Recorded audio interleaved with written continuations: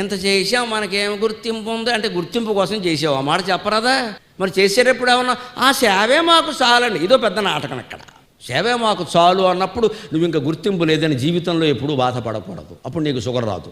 లోపల ఒకటి బయటకు ఒకటేనండి మన రోగాలకు కారణం. అది లోపల ఒకటి బయటకు ఒకటి. ఇది మారనంత వరకు ప్రపంచంలో ఏది మారదండి. మీకు నిజంగా మాట్లాడాలంటే లోపల ఉన్నదే చెప్పండి. తిట్టినా పర్వాలేదు, కొట్టినా పర్వాలేదు, లోపల ఉన్నదే చెప్పండి. లోపల ఉన్నదే చెప్పే ధైర్యం లేనప్పుడు లోపల కూడా ఆ దుర్మార్గం ఆలోచనలు లేకుండా చేసుకోవాలి. అంతేగాని లోపల ఒకటి పెట్టుకుని బయటకు ఒకటి మాట్లాడొద్దండి. సమస్త రోగాలకి కారణం ఇది, ఈ కపట నాటకం. లోపల ఒకటి బయటకు ఒకటి. లోపల మనకి భక్తి లేదు, బయటకు ఉన్నట్టు చెబుతూ ఉంటాం.